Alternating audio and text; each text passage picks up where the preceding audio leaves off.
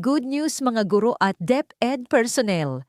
Bago tayo magsimula, huwag kalimutan mag-like, mag-subscribe at i-click ang notification bell para lagi kayong updated sa mga mahahalagang balita para sa mga guro. Matapos ang ating mga dialogo at sama-samang pagkilos, inanunsyo na ng DBM at DepEd ang pag-apruba at nalalapit na pagbibigay ng Performance-Based Bonus o PBB 2023.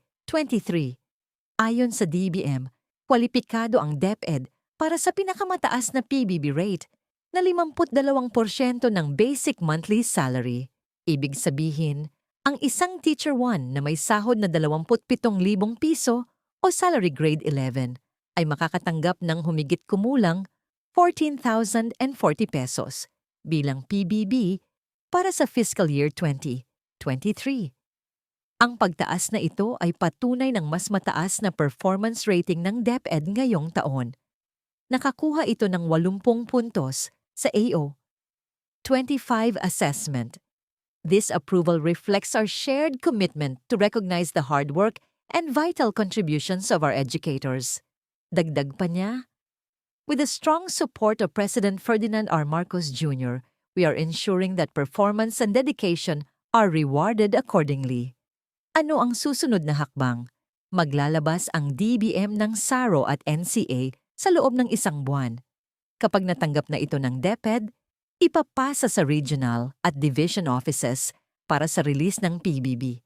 Tanging eligible personnel lamang ang makatatanggap ng bonus base sa Form 1 ng DepEd.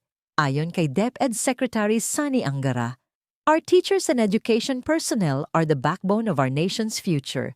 This bonus is a testament to their unwavering dedication. Salamat sa DBM at AO 25 Task Force sa pagkilala sa sakripisyo ng ating mga guro. Ang anunsyo ay naganap kasabay ng National Teachers Month bilang pagkilala sa ating mga tagapagmulat ng bayan. Kasabay nito, tiniyak ni Secretary Amena ang mga reforma para sa kapakanan ng mga guro. May medical allowance na, dinoble ang teaching allowance, at mas malinaw na career progression para sa lahat. Tuloy-tuloy ang laban hanggat hindi napapasakamay ang nararapat na PBB ng bawat guro. Abangan ang susunod na official release announcement dito lang sa Teacher Updates.